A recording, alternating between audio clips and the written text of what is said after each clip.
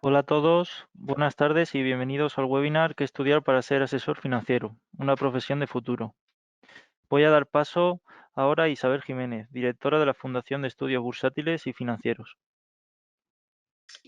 Muy buenas tardes.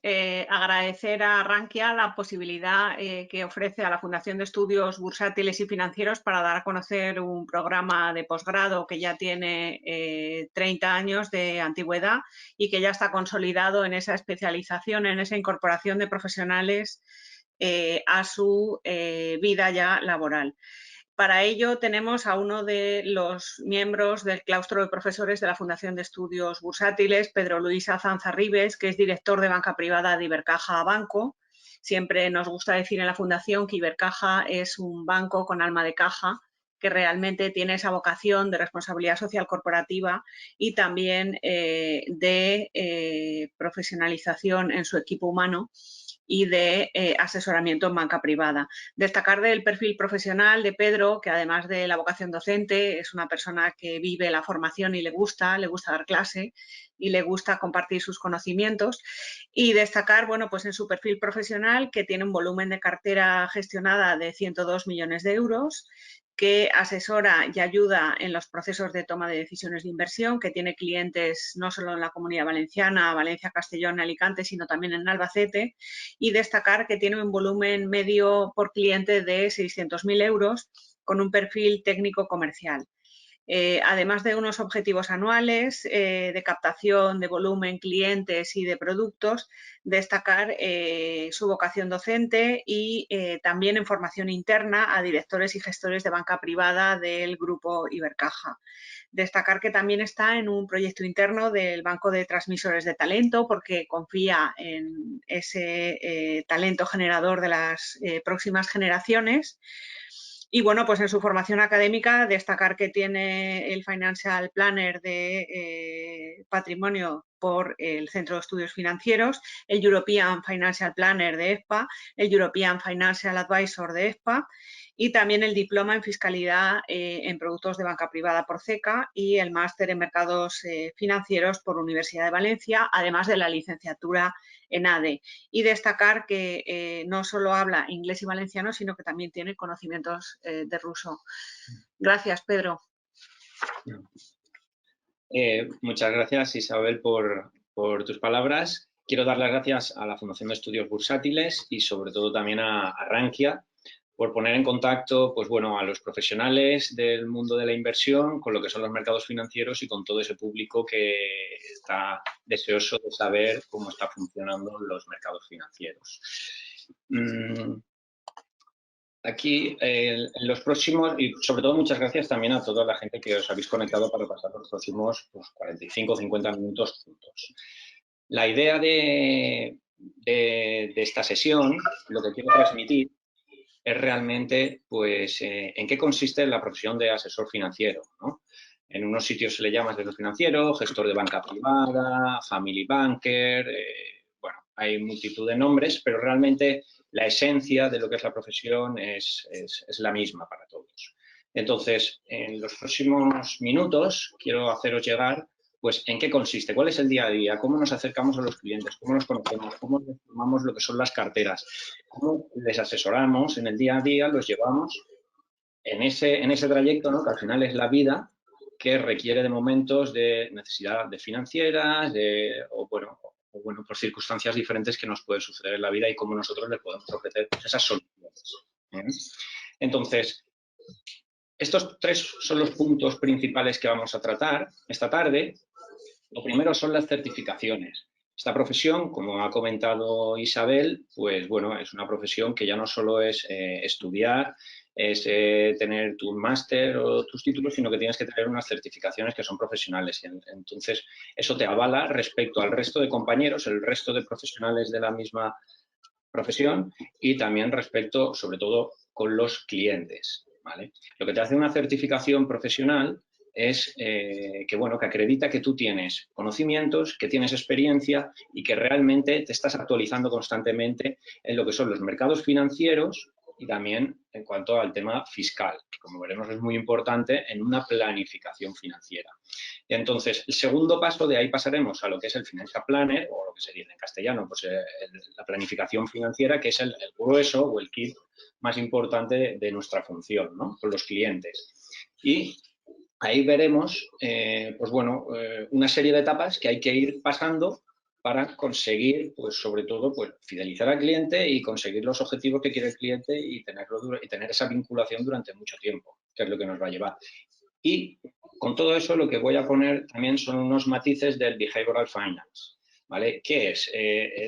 Pues bueno, toda la filosofía que hay, la psicología que hay detrás de la inversión, ¿de acuerdo? Que es muy importante conocerla para intentar controlarla y no cometer errores a la hora de las inversiones. Entonces, pasamos con la primera. Mirar, aquí lo que tenemos es la fuente de Inverco, es la patronal de fondos de inversión y de planes de pensiones española. Y aquí tenemos la evolución del volumen gestionado tanto en fondos como en planes desde el año 1990 hasta, pues bueno, finales del 2020.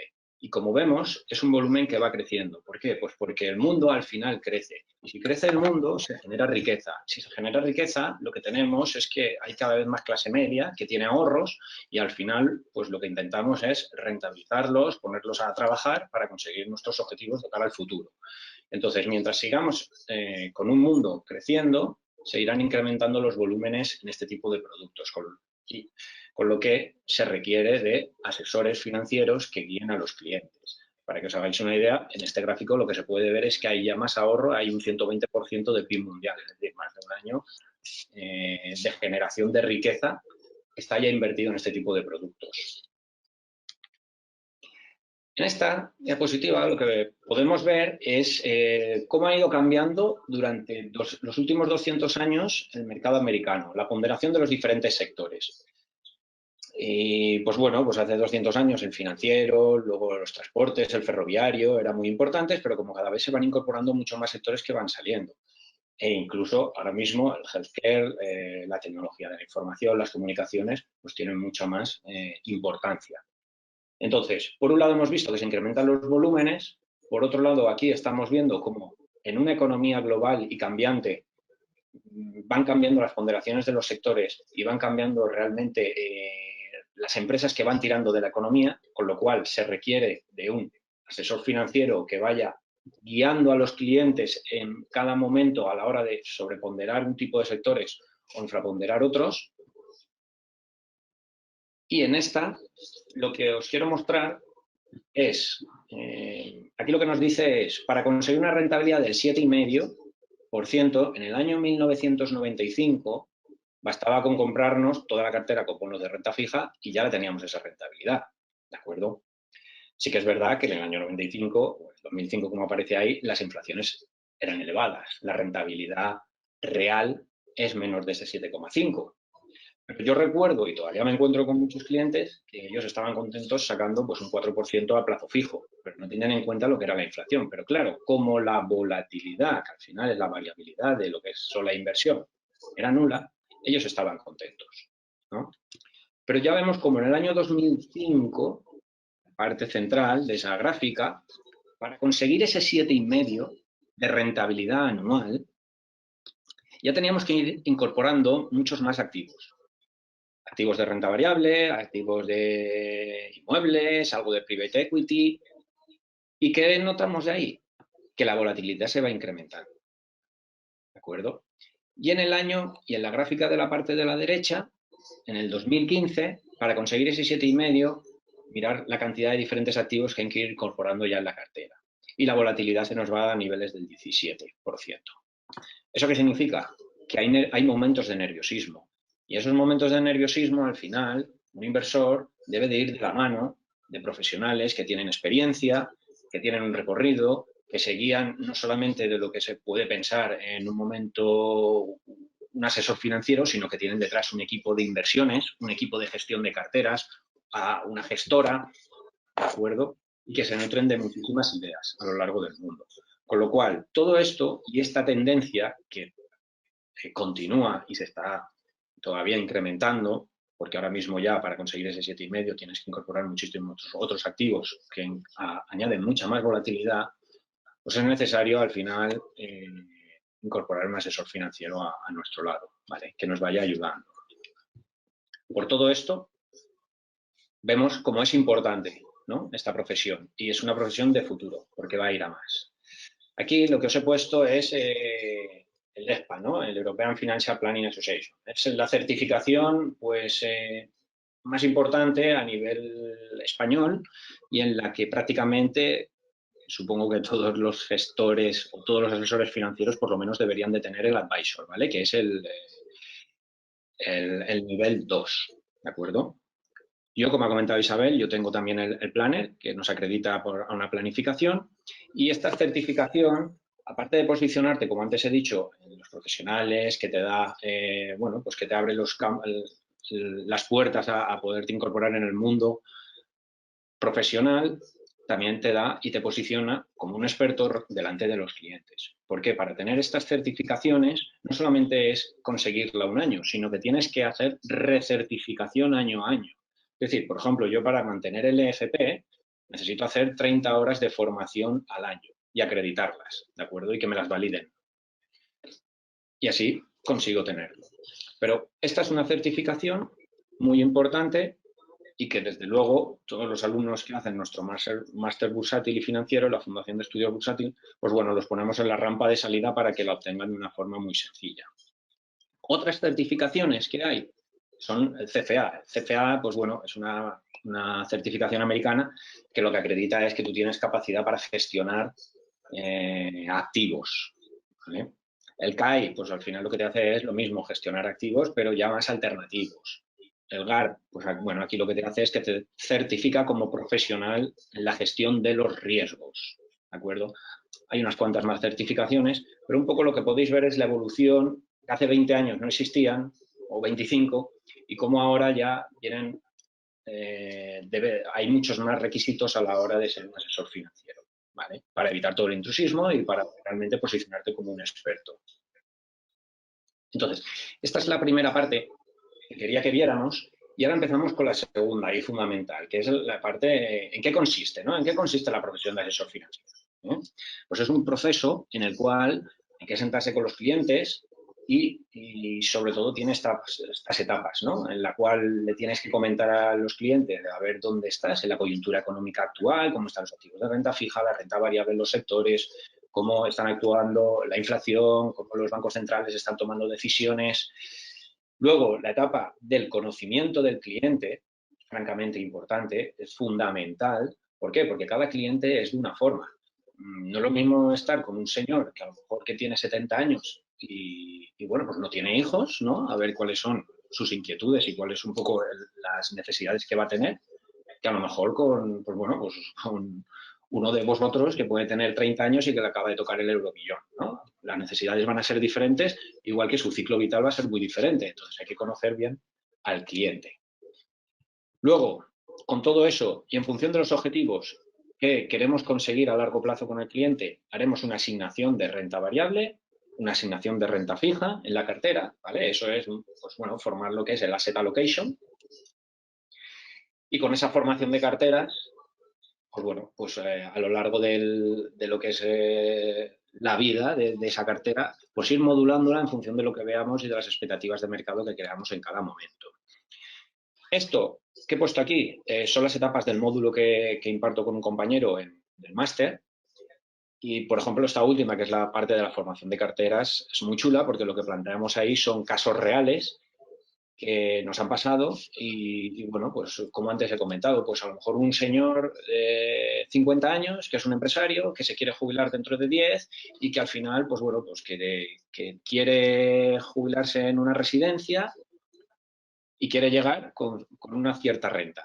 Entonces, ¿tú cómo le planteas esa cartera, ¿no? ¿Cómo lo haces? Pues bueno, pues con todos esos pasos anteriores, pues tienes que verlo. No es lo mismo como a lo mejor otro ejemplo que puede ser, pues otro señor que a lo mejor pues tiene 3 hijos, les quiere pagar unos másters, una buena educación. Hay que tener en cuenta el tema de las inflaciones. Bueno, pues es una etapa muy bonita y es un proceso y unos ejercicios muy, muy interesantes. vamos a pasar a desarrollar un poco alguna de estas etapas para que veáis un poco más en profundidad. La primera, que es la de la coyuntura económica. Bueno, no me voy a alargar mucho en esta parte porque al final es un poco ver cómo son las variables macro y qué correlación tienen y qué impacto tienen en los mercados. Por ejemplo, aquí estamos hablando de, pues bueno, pues si tenemos inflación, ¿no? Que ahora está en boca de todos, si se va a empezar a crear inflación, ¿cómo puede afectar eso a los diferentes activos que hay? También, pues bueno, pues como el ISM manufacturero, ¿no? Es un indicador de confianza empresarial americano. Aquí en España y en Europa se llaman los PMI. ¿Cómo afectan, cómo correlacionan cuando se publican con lo que hacen los mercados y sobre todo también con el PIB? ¿Cómo nos puede ir ayudando? Hemos hablado de la confianza empresarial, pero también está la confianza del consumidor, ¿no? ¿Cómo no se sienten los consumidores a la hora de, pues, de gastar, si esperan que van a tener un mejor momento, si van a tener un peor momento? Eso puede denotar un poco de contracción. Todo eso tiene implicaciones muy serias en lo que son los mercados financieros. Otro ejemplo, incremento salarial. Está estudiado que en Estados Unidos incrementos salariales anuales superiores al 4% van minando lo que son los márgenes. Y a partir de ahí, como luego veremos, que la renta variable se mueve por expectativas de beneficio, pues lo que son los mercados pueden caer. ¿De acuerdo? Segundo punto, los bancos centrales. Lo he querido poner porque al final los bancos centrales son los actores principales de lo que está sucediendo ahora mismo en el mercado. Son los que están sustentando todos los activos, no solamente la parte de renta variable, sino de la renta fija, que todavía es mucho más impresionante, ¿no? Pues aquí lo que tenéis es la Reserva Federal, su balance, cómo ha ido incrementándose desde el año 2003-2004, crisis financiera se incrementa y, bueno, pues a los niveles que estamos ahora. Este es el balance de la Reserva Federal, pero si copiáramos aquí el del Banco Central Europeo, 3/4 partes de lo mismo, incluso os podría decir que es más en porcentaje sobre el PIB de la Unión Europea. Estamos hablando ya de niveles del 70 y pico % de cómo los tenemos. Los bancos centrales son los compradores de último recurso que se dice en la renta fija. Entonces, ellos están comprando, están inundando la economía de liquidez para que, bueno, pues sustentar y que no tengamos y que no caigamos en lo que son las crisis. Esto lo hemos visto con el efecto COVID. Hemos visto cómo realmente ha habido una diferencia entre la actuación de los bancos centrales, sobre todo el Banco Central Europeo, con esta crisis, que lo que pasó en el año 2008. En el año 2008, pues no puso toda la carne sobre el asador y realmente se sufrió mucho esa crisis. Ahora mismo, pues bueno, pues ha salido Pedro Sánchez diciendo que tenemos un montón de millones ahora para repartir e incentivar lo que es la economía, ¿no? Pues esto está sucediendo en todo. Para que veáis lo importante que es, he puesto esta diapositiva que aunque tiene un par de años, pero es tremenda para ver el impacto que pueden tener los bancos centrales. Mirad, la línea negra que vemos, ¿vale?, es 2018 y 2019. Entonces, 2018 vemos la línea negra como nos indicaba la probabilidad de subida de tipos estaba en torno al 80%, que lo podemos ver en el eje de la derecha, ¿correcto? Esa probabilidad de subida de tipos, vosotros sabéis cómo puede impactar, ¿no?, en las carteras. Aparte del activo de renta fija, lo que sucede en la renta variable, subida de tipos, incrementan los costes financieros, etc., etc., menor margen, con lo cual las bolsas pueden caer, ¿correcto? Pues si nos vamos a la siguiente, mirar arriba qué sucedió en el año 2018, simplemente por esa probabilidad de subida de tipos de interés. DAX alemán cayó un 25, Italia un 20, España otro 20, o sea, todas las bolsas en negativo, ¿de acuerdo? Simplemente porque los mensajes que estaban dando, pues bueno, pues hacían prever que podía haber esa restricción en sus políticas monetarias. Rápidamente, con el batacazo de los mercados, cambiaron su discurso y mirar la probabilidad de subida en el 2019 como se redujo a niveles de cero. No incluso solamente la probabilidad de subida de tipos de interés, sino la probabilidad de recorte, ¿vale?, del tipo de interés, como repuntó. ¿Qué sucedió en el año 2019? Mirar en el gráfico de la parte de la derecha, pues como todos los mercados repuntaron, ¿de acuerdo? Entonces hay que tener muy presente el poder que tienen actualmente los bancos centrales. Y ellos lo saben, pero están estudiando a ver cómo pueden hacer esa degradación, ¿no?, en sus actuaciones, para que dejar el mercado que fluya él solo y empezar a retirarse. pero esta misma semana, hace estas 2 o 3 últimas semanas hemos visto como ha habido repuntes otra vez, son las primas y la renta fija, y bueno, pues en Europa ha tenido que salir el Banco Central Europeo a comprar, ¿vale? Activos de renta fija. Bueno, todo esto hay que tenerlo en cuenta. También los cambios de roles, perdón. En el gráfico de la izquierda vemos la composición del PIB global, ¿de acuerdo? Vemos cómo Estados Unidos, que es la gris, aporta en torno al 25% del crecimiento mundial. Desgraciadamente, los europeos cada vez pintamos menos en este mundo global. Mirar cómo vamos en caída, ¿de acuerdo? Realmente somos, pues como le gusta decir a un compañero mío, somos aristócratas venidos a menos. Ahí estamos pensando en los imperios, sobre todo que si los británicos, etc, etc, etc, pero realmente a nivel del mundo nos están comiendo sobre todo el sudeste asiático. Ahí lo tenemos. Mirar China ya cómo está aportando. O sea, es que China ya va a aportar mucho más el crecimiento mundial que la zona euro. ¿Vale? Japón también está cayendo en desgracia y como India está recuperando. Pues entonces, nosotros como buenos asesores financieros deberemos de guiar a nuestro cliente hacia dónde puede invertir, ¿no? Y hacia dónde debe estar posicionado para captar ese crecimiento mundial que está produciendo y que, lógicamente, eso a través de las compañías cotizadas se lo vamos a hacer ver, ¿no? En la parte derecha tenéis lo que son las proyecciones económicas. Esto es de ahora mismo, ¿vale? A nivel de abril. Bueno, pues cómo vamos a crecer las diferentes áreas geográficas del mundo. Sí que es verdad que el año pasado fue muy malo, muy negativo, exceptuando China, fue la única gran potencia que creció. Y este año, pues bueno, cómo se va a producir ciertos rebotes, sobre todo en Estados Unidos, zona euro, ¿vale? Y el mundo emergente, que es el amarillo, como continúa tirando muy fuerte, niveles del 8,6. ¿Vale? Segundo punto importante, el conocimiento del cliente. Antes os lo he comentado, ¿no? Hay que sentarse con el cliente, hay que ver, hay que, saber a qué se dedica, cómo genera el dinero, de dónde viene, cuáles son sus objetivos. Y un poco esto, aquí es donde ya empezamos a meter ese comportamiento y esa psicología, ¿no? de la inversión, como vamos a ver ahora. Punto 1, un poco, pues bueno, la parte de la banca privada. Hay estamentos dentro de lo que son la banca, lógicamente, la banca tradicional. Luego ya empieza a ver lo que es la banca personal, en la cual ya se empiezan a tener asesores personales. Ya se requiere de un asesoramiento, porque ya se tiene un volumen de en torno a 75.000, 100.000 euros. Y luego está pues la banca privada, que son clientes a partir de 500.000 o 1.000.000 de euros. Mirar aquí como ya se requiere las certificaciones EFPA.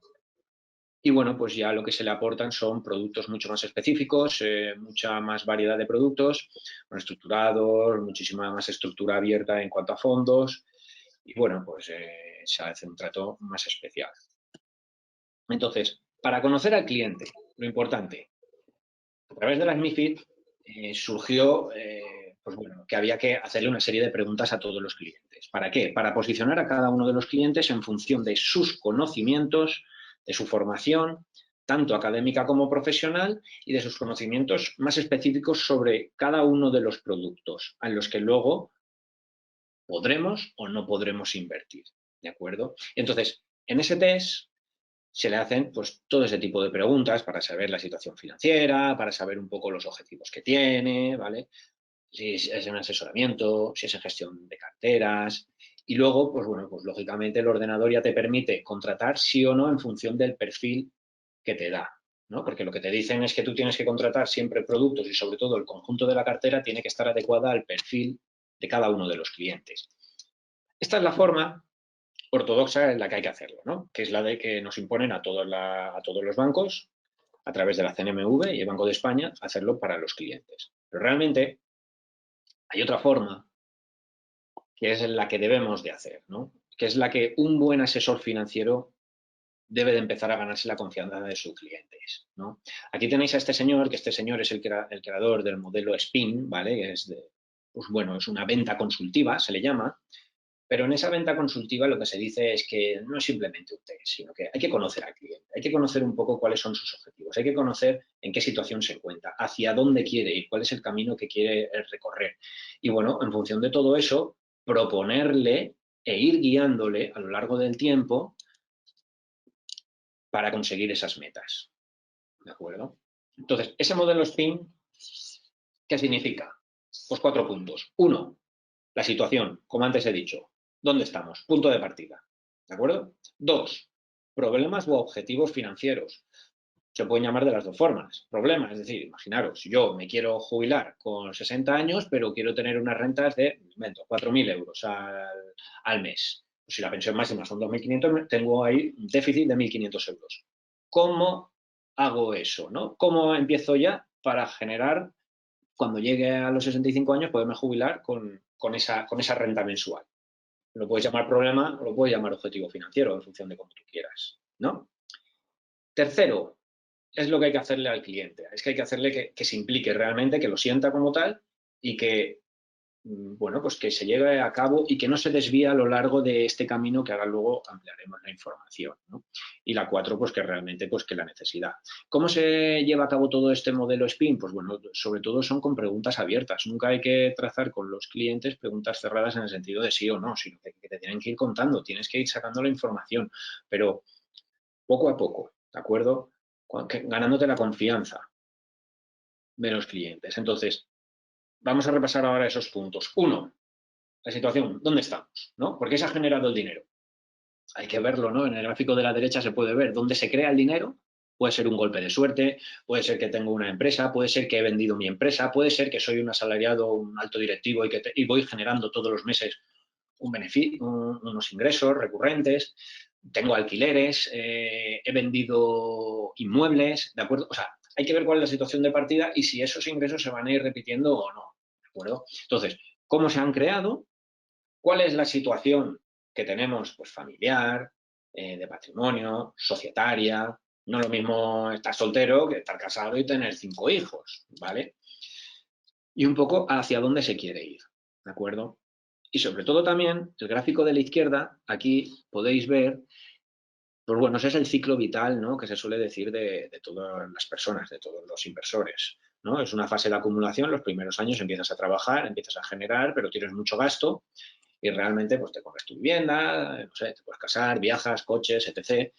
Y luego ya llegas a unos años en la que debes de empezar a ahorrar, ¿no?, para tener esa jubilación y luego, pues bueno, una fase de gasto que suele ser el ciclo habitual, pero hay de todo. 2, profundizamos un poco en lo que es el problema objetivo, ese que tiene el cliente que detectar, ¿no?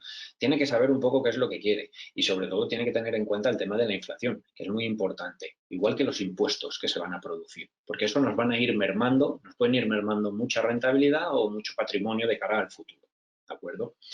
Y al final un poco cuáles son los objetivos que tiene al final la mayoría de los clientes. Pues hay un estudio de BlackRock, que es la mayor gestora americana de fondos de inversión y ETFs, que al final los ha aglutinado en 6 puntos. Mantener el nivel de vida. Oye, pues yo cuando me jubile lo que quiero tener es el mismo nivel de vida. 2, provisiones para el futuro, ¿no? Imagínate que, pues lo que he hablado de la residencia, o quiero pagarle a mis hijos o a mis nietos unos másters, o quiero dar la vuelta al mundo y gastarme X dinero cuando me jubile, ¿de acuerdo? 3, la seguridad. Jolín, pues no encontrarme que ahora tengo dinero y por una mala gestión, que reitero, esto yo lo he visto, ¿de acuerdo? Por una mala gestión, y ya no hablo de malas inversiones, sino porque te puede tocar la lotería y te piensas que el dinero dura, pero cuando te pones a gastar dinero se va rápidamente, ¿de acuerdo? Entonces, un tema de seguridad. 4, no perder poder adquisitivo, tema de la inflación. Ahora luego lo vamos a ver. La inflación en periodos largos merma mucho lo que es el patrimonio financiero. 5, pues conseguir lógicamente pues algo de rentabilidad. Y 6, pues bueno, pues el ser más rico, ¿no? Uno quiere ser más rico. Al final los 3 primeros yo creo que son los fundamentales que dice BlackRock. Tercer punto, como decía, cuando estamos delante del cliente o sobre todo cuando hay momentos complejos, porque no siempre suben los mercados, luego lo veremos, aunque a largo plazo suben los mercados, hay muchos periodos de tiempo en el cual lo pasaremos mal, ¿de acuerdo? Tenemos que tener esa implicación y saber que realmente, oye, no, que tenemos un plan trazado para conseguir unas metas y bueno, pues ese recorrido que tenemos que hacer no va en línea recta, sino que va a haber curvas, pero en esas curvas no debemos de descarrilar, ¿de acuerdo? Debemos de seguir. Y aquí un ejemplo que hay es el tema de la inflación, como os comentaba anteriormente. Mirad, el IPC en España, ¿vale? Del Instituto Nacional de Estadística, 100.000 euros. En el año 75, en el año 2016 equivalían a 1.273.000 euros. ¿De acuerdo? O sea que deberíamos de haber multiplicado por varios esos 100.000 euros. Con lo cual, la opción de dejarlo parado en cuenta o de no invertir no nos sirve. Y ahí tenéis diferentes periodos. Incluso en estos últimos periodos que ha habido del año 2010 al 2016, que tampoco fueron unos años muy bollantes, bueno, pues ya hubo cierta inflación también. Ahora estamos en un momento en el que parece ser que se puede empezar otra vez a generar inflación en el mundo. Por lo que hemos estado hablando de la gran liquidez que están inyectando los bancos centrales y, bueno, pues por esas sobrevaloraciones que pueden haber en ciertos productos que haga que se nos vayan hacia otros, ¿de acuerdo? Punto 4.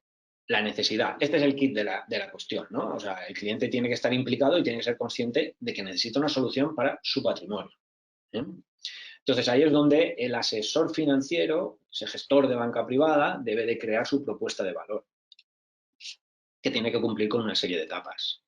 La etapa de determinar y tener bien claros los objetivos con el cliente, estudiar las rentabilidades de los activos, por eso hemos visto antes que hay que hacer una asset allocation, una selección una selección de diferentes activos de la parte de renta variable y de la parte de renta fija, tener estudiados esos riesgos para de antemano decirle al cliente, oye, esto es a dónde vamos a llegar, pero probablemente por un camino nos puede surgir una crisis de COVID, nos puede surgir la quiebra de un banco, nos puede surgir, no sé, incremento de tensiones políticas entre Estados Unidos y China, por ejemplo. Nos pueden surgir muchísimas cosas, pero nosotros tenemos que tener trazados nuestros objetivos y nuestro plan de ruta, ¿de acuerdo? Y bueno, pues punto 5 y punto 6, ¿qué diferencia hay? El asset allocation, al final es la selección de activos, ¿no?, que vamos a meter en nuestra cartera. El estratégico, ¿cuál debe de ser? Pues oye, el que tenemos, el que es más estable, el que no vamos a ir variando, ¿de acuerdo? Y el táctico, oye, pues mira, sí, a lo mejor en un momento puntual, ejemplo, el año pasado el COVID, los mercados se caen un 30%, hemos determinado tener un 70% de renta variable. Oye, se han caído un 30%, vamos a incrementar el posicionamiento en renta variable. O al contrario, en renta fija también se crearon unas oportunidades muy interesantes. A un año vista hay activos de renta fija que han generado rentabilidad por encima del 10%. ¿Vale? También se puede hacer algo táctico, alguna operación ahí, ¿de acuerdo? Y sobre todo lo que os he dicho, la optimización fiscal. Las certificaciones, volviendo a lo de antes, lo recuerdo, no solamente es el tema de mercados, sino también es el tema fiscal. Muy importante. ¿De acuerdo? Pues bueno, una vez hemos hecho esas sesiones y hemos conocido al cliente, lo que hay que hacer es la asignación de activos de renta fija. Bueno, pues ahí tenemos, pues hablamos de la coyuntura actual de renta fija. Tenemos también planteados unos casos prácticos con los alumnos, porque como vosotros sabéis, si hay subida de tipo de interés, eso tiene unas repercusiones importantes en lo que son, sobre todo, los activos de renta fija. ¿Cuántos son de sensibles cada uno de los bonos a un incremento de un 1% de tipo de interés? Eso es la sensibilidad, ¿no? La duración de esos bonos. Un bono a 10 años con un incremento del 1% de tipo de interés, podemos tener una pérdida superior al 10%. ¿De acuerdo? Pues bueno, hacemos casos prácticos para que los alumnos pues, los vean, ¿no? Y luego pues, los estructurados, los famosos estructurados, que también pues, los comentamos y vemos diferentes ejemplos. Asignación de activos en la parte de renta variable. Aquí, con los alumnos lo que vemos es rentabilidades históricas, un poco irnos a la media histórica, qué es lo que ha sucedido, ¿no?, a lo largo de los años, con lo cual hacia dónde deben de tender, ¿no?, esas rentabilidades. Punto 2, muy importante, ahora luego lo vamos a ampliar. ¿Por qué se mueven las bolsas? Porque las bolsas buscan beneficios, ¿no? Yo me compro una acción porque pienso que esa empresa va a ganar más dinero, porque tiene unas patentes, porque tiene una ventaja competitiva, porque no tiene deuda, porque, ¿de acuerdo? Porque es global, porque está vendiendo en un mercado que se está desarrollando, porque ¿de acuerdo? Pues eso es lo que hace que se muevan las bolsas. Tercer punto, peso de los índices bursátiles. Aquí os recomiendo que leáis un poco si os apetece, porque no es lo mismo el IBEX que el DAX. Hay unos que reparten dividendo, hay otros que no reparten dividendo. Hay, por ejemplo, el MSCI World. ¿Incluye China? ¿No incluye China? Pues no lo incluye, ¿de acuerdo? O sea, hay que tenerlo en cuenta. Cuando China ya representa más del 30% del crecimiento mundial, entonces habrá que tenerlo en cuenta. Y la cuarta es la importancia del horizonte temporal. Vamos a desarrollar ahora punto 2 y punto 4. ¿De acuerdo? El horizonte temporal.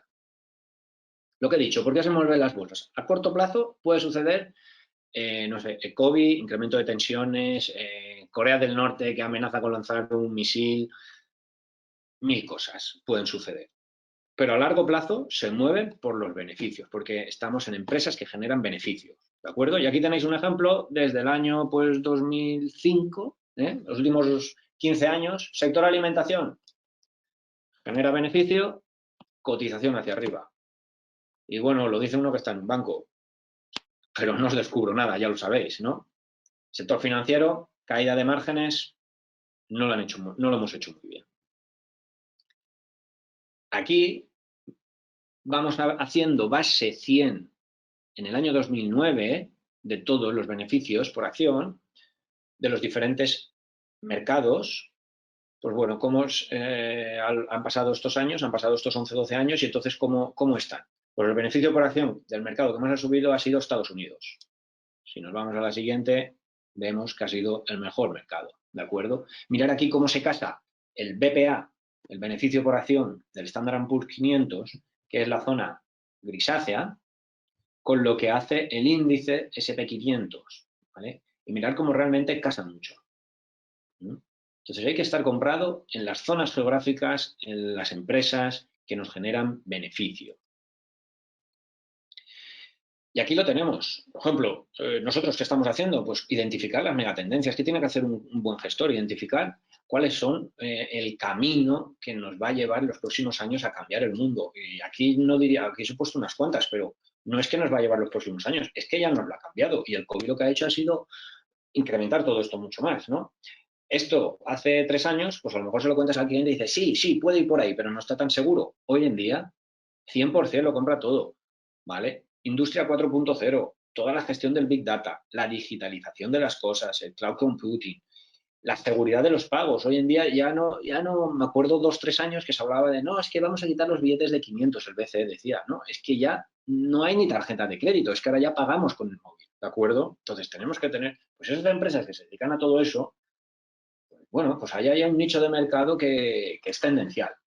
El aumento de la esperanza de vida. Hemos hablado antes de que el mundo crece. Si el mundo crece, se desarrolla esa clase media y esa clase media, cuando es mayor, oye, pues si tiene dinero, lo implementa en gastar pues en fármacos, en una buena sanidad, en hospitales, en residencias, en seguros privados, etc., etc. ¿De acuerdo? Consumo emergente, también lo hemos visto a grandes rasgos. 30% del crecimiento mundial viene ya más de la parte de emergente, bueno, incluso más si ya metemos otro tipo de países, ¿no? Ya no solo el sudeste asiático.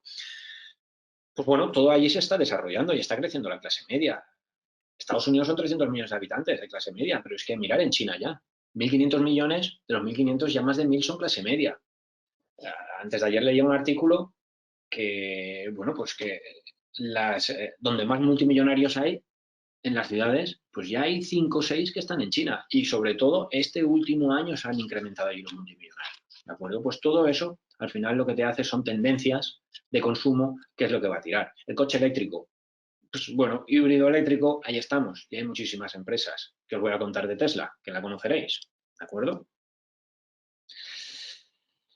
Y a pesar de estar, en esta lo que quiero que veáis es que a pesar de estar invertidos en las tendencias, en sectores de futuro, en buenas empresas, pues sí o sí hay años que cae el mercado.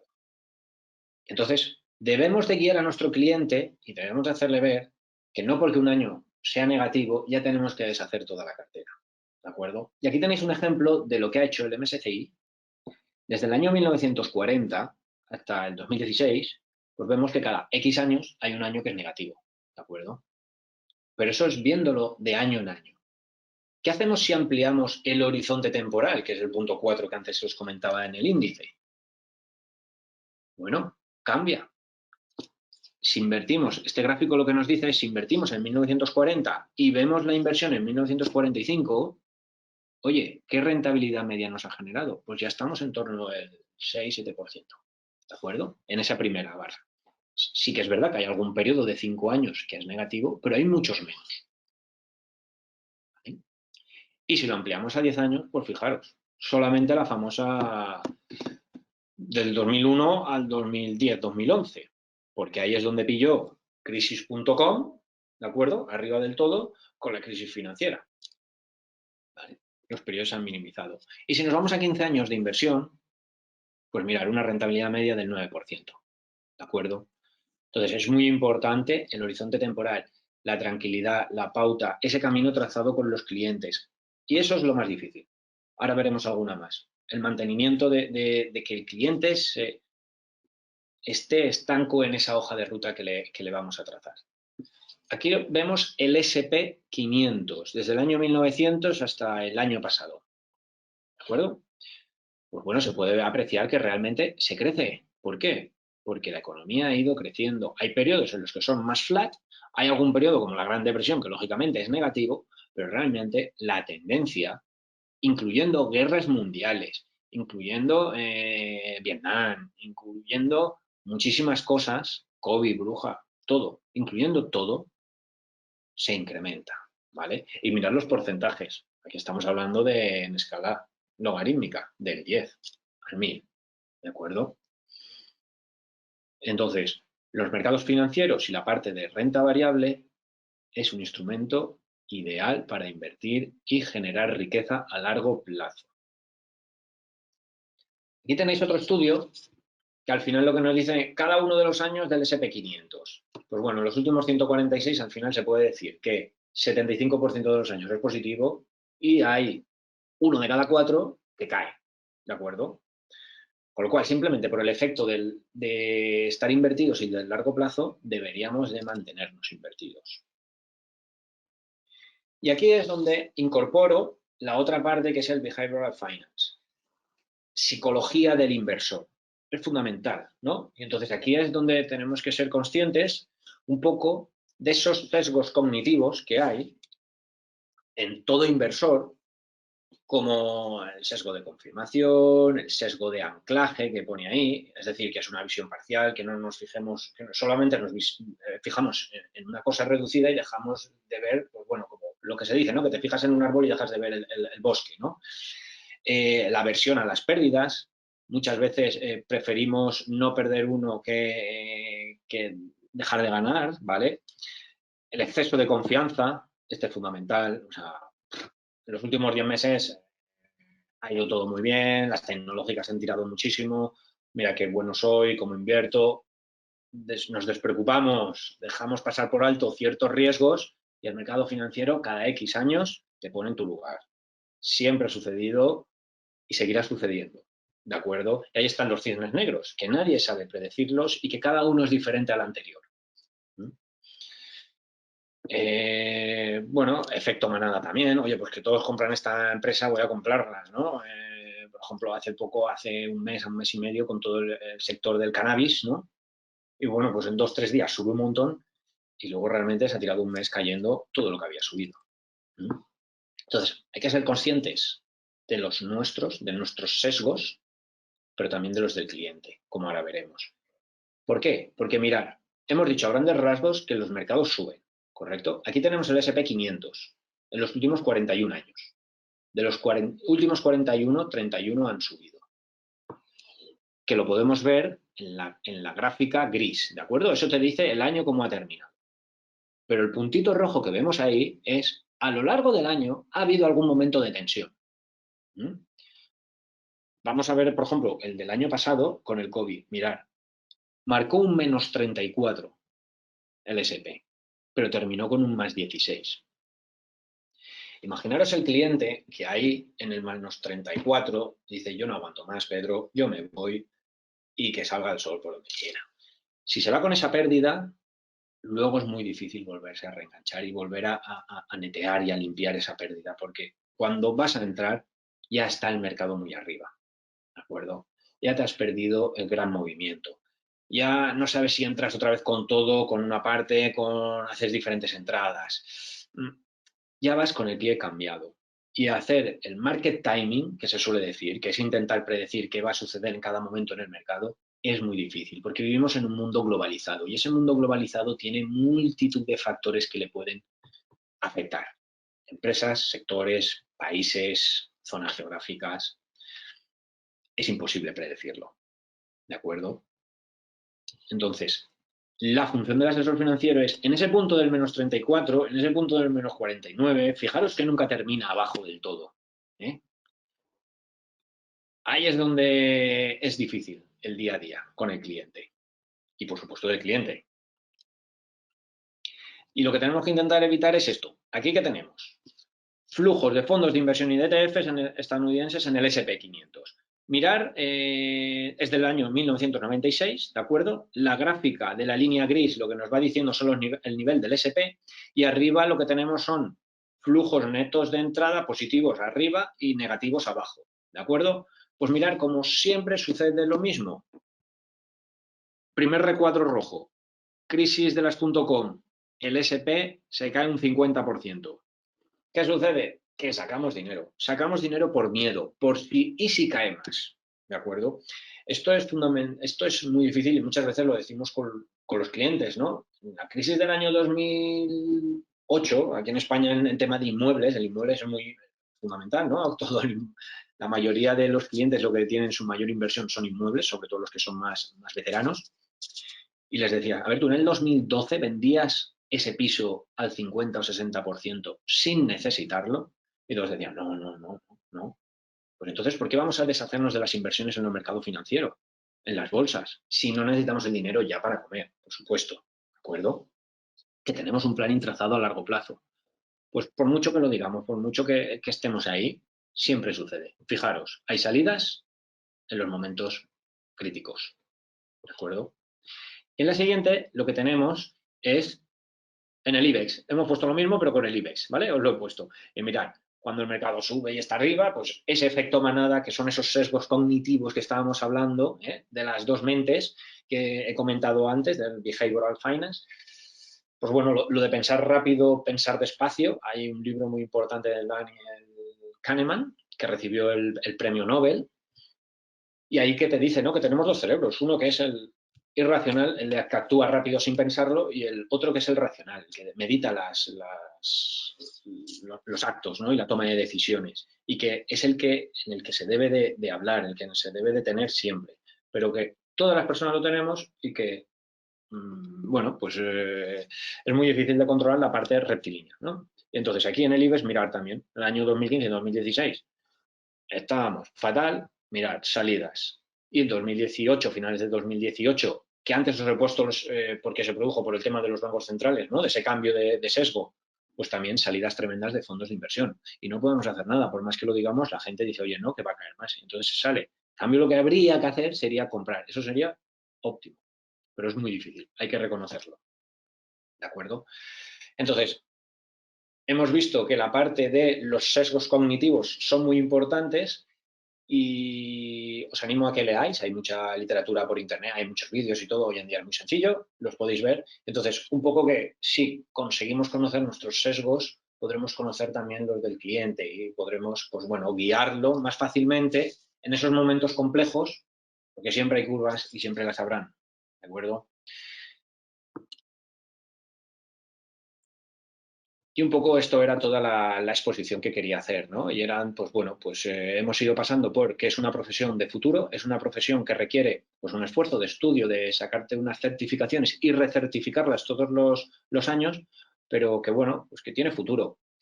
Luego, pues he querido mostrar un poco cuáles son los pasos, las etapas que hay que ir pasando con todos los clientes para montarles su planificación financiera.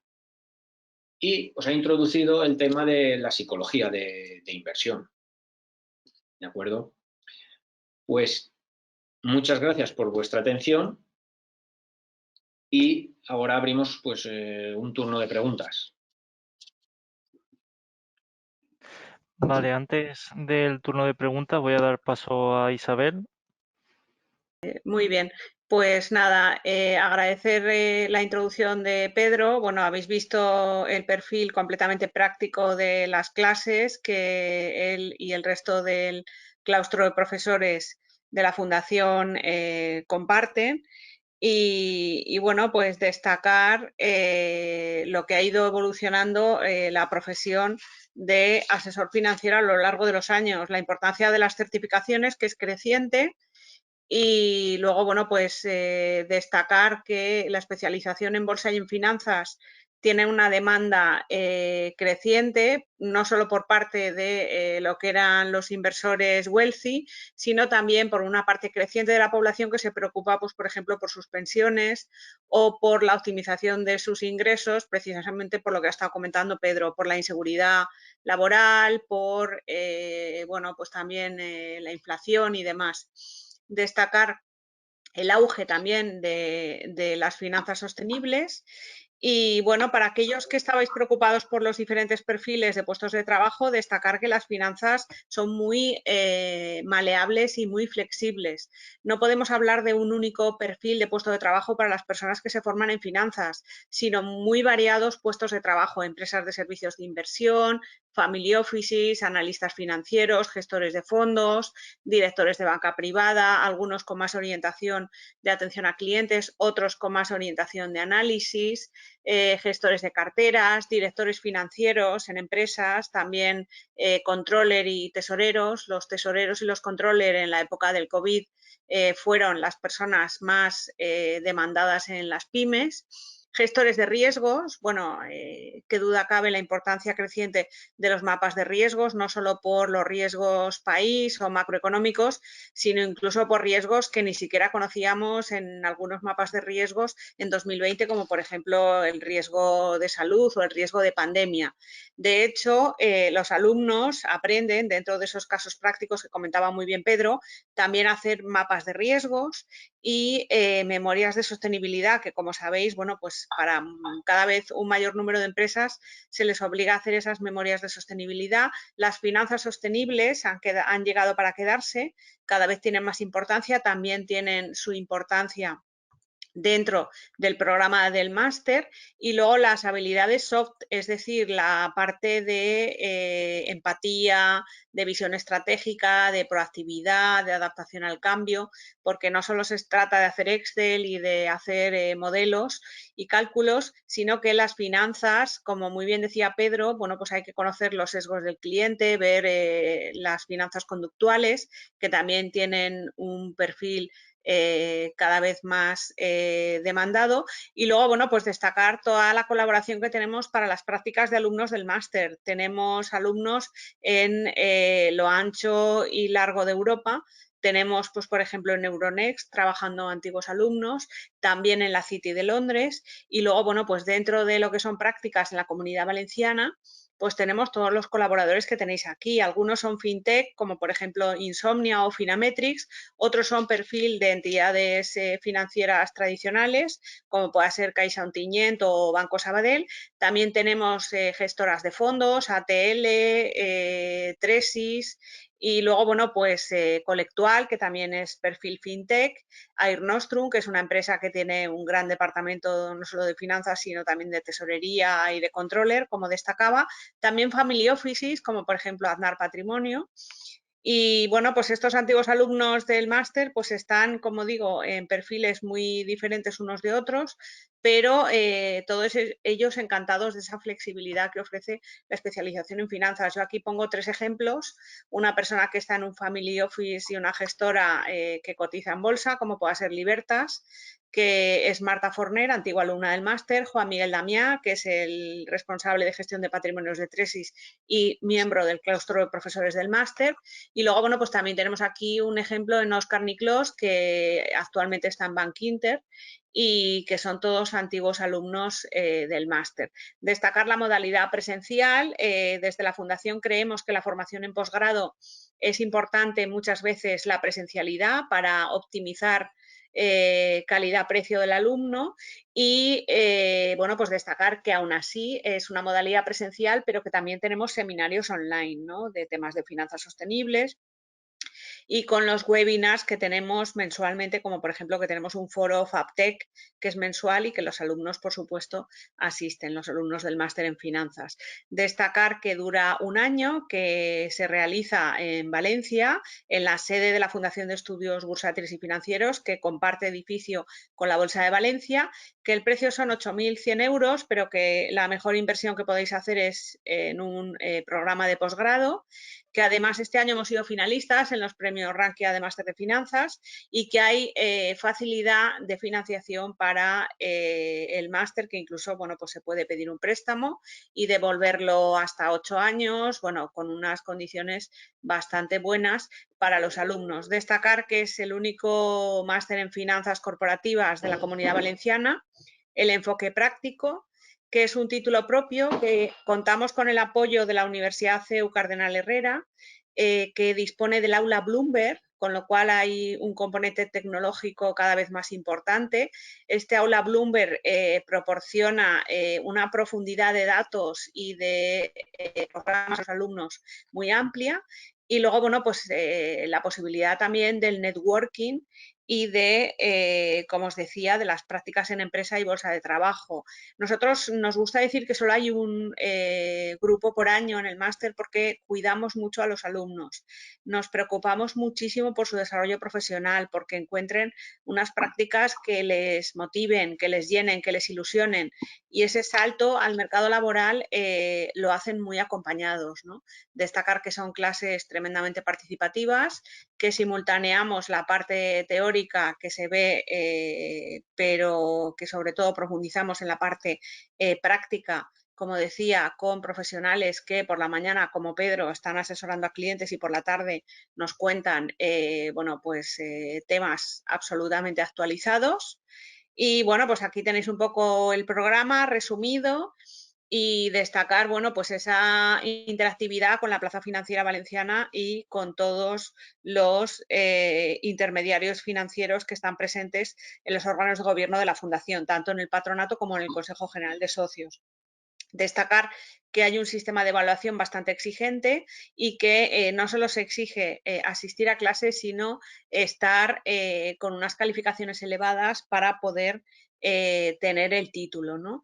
Y bueno, pues también se exige trabajos en grupo, trabajos individuales, presentaciones por parte de los alumnos y que desde la regulación europea, que aquí he puesto la MiFID II, pero que, por ejemplo, en marzo entró el reglamento de financiación sostenible, que también se aborda en el máster, pues las necesidades del entorno exigen esa especialización en finanzas, no solo para, como podríamos pensar, estar en entidades financieras, sino también para estar en departamentos financieros de pymes o llevando pues family office y haciendo pues memorias de sostenibilidad en pymes, como destacaba con anterioridad.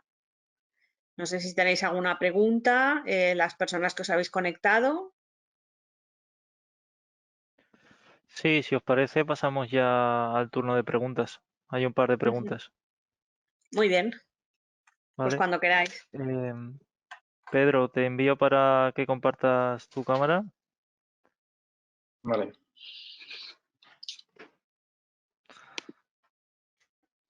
Vale. Nos pregunta Rafael García, buenas tardes, ¿es necesario tener el EFPA si ya tienes el CFA? ¿Contesto yo, Isabel? Sí, contesta, Pedro.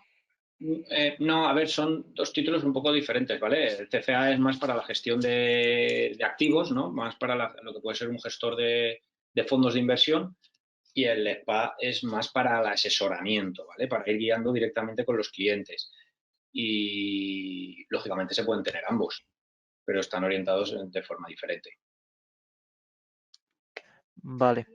Jordi Gamón pregunta si, Pedro, ¿algún correo o teléfono para contactar contigo?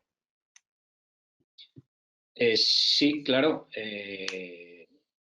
Os lo paso, o, bueno, lo cuento, ¿vale? Por ejemplo, mi correo es pazanza@ibercaja.es. Repito, pazanza@ibercaja.es. Y un teléfono pues es el 620-599-113. Vale. Luego, ¿en qué sectores posiciona el máster? Pregunta de nuestros usuarios por email. Sí, bueno, es lo que he comentado antes. Respecto a las certificaciones, destacar que la mayoría de nuestros alumnos prefieren examinarse del EFA, pero que la certificación CFA también está muy bien. Y respecto a los perfiles, lo he destacado antes, que son bastante variados. No se puede decir que haya una formación única a partir del máster. Aquí, no sé si lo veis en pantalla, lo que he comentado antes, bueno, pues tenemos desde protectores del inversor, personas que llevan inversiones ESG, técnicos incluso, hay oposiciones a la CNMV o a ESMA que se han examinado alumnos nuestros y han entrado a partir del máster sin más preparación. Con la preparación del máster ha sido suficiente para superar los exámenes. También para examinarse del EFA tenemos un índice de aprobados elevadísimo, superior al 90%. Y luego, bueno, pues también empresas de servicios de inversión, analistas, gestores de fondos, gestores de carteras, directores financieros, gestores de riesgos, son muchos perfiles. Vale. Otra pregunta. ¿Qué salidas financieras está teniendo el máster ahora mismo en Valencia? Las salidas financieras, pues lo que he comentado, tanto en entidades financieras, que era lo tradicional, como crecientemente en Family Office, que hay un montón de Family Office y son grandes desconocidos, son bastante discretos. También en capital riesgo, también en FinTech, ya he destacado antes varios perfiles, por ejemplo Finametrics, que es socio de la fundación, o Insomnia, que tiene un convenio con la fundación y que Insomnia, recordemos, que es un foro FinTech, un hub FinTech que se creó por Bankia. Y luego, bueno, pues lo que os he dicho también en departamentos financieros de empresas, ya he citado algunas, como por ejemplo Nostrum, pero también Small Glass, que es otra empresa con un gran departamento financiero que también cuenta con antiguos alumnos de la fundación, o sea que son perfiles muy, muy variados. Vale. Nos pregunta Ignacio Torres, ¿cuántas plazas habilita el máster? El máster tiene un grupo de 20 personas. No queremos superar 20, 25 personas porque nos impide la atención personalizada a los alumnos. Vale. ¿Cuáles suelen ser los errores financieros más recurrentes? Para Pedro. Bueno, yo creo que hay dos, ¿no? Que los he comentado al final. Uno, el exceso de confianza. Cuando las cosas van muy bien nos pensamos que lo sabemos, que hemos sido los mejores analizando, con lo cual echamos por debajo lo que son los riesgos, ¿no? O no tenemos en cuenta todos los riesgos que siempre vienen. Y el otro que diría es el que también hemos comentado, que es en los momentos complejos, al final no tenemos persistencia, ¿no? En las inversiones. Y siempre pensamos, y sí que hay un poco más. No pensamos en que, bueno, si estamos bien invertidos en sectores que son tendenciales, en el momento se produce esa recuperación, son los primeros que recuperan incluso mucho más. Ejemplo, con el tema del COVID. Estamos en tecnologías, ¿no? Las tecnológicas también cayeron un 30-40%, algunas se han recuperado y están muy por encima. Con lo cual, los dos errores más importantes que yo veo, uno es el exceso de confianza, con lo cual minimizamos o dejamos los riesgos, no tenemos tanto en cuenta los riesgos, y dos, en los momentos complejos que cambiamos nuestra política de inversión muy drásticamente. Vale. Y otra para Pedro. ¿Cuál es el perfil de los asesores financieros de Ibercaja? ¿Qué han estudiado? ¿Si valoran el idioma? ¿Certificaciones? Por supuesto, estamos en un mercado muy complejo y constantemente, incluso dentro del banco, ya no estoy hablando de la parte de banca privada, que por supuesto ahí tenemos que tener las certificaciones sí o sí para ya poder acceder, sino a niveles de oficinas, ya están los gestores de banca personal, todos tienen su certificación. Incluso hay muchos directores o subdirectores de oficinas que se lo están sacando un poco por cumplir unos parámetros dentro de la entidad de calidad en ese asesoramiento financiero.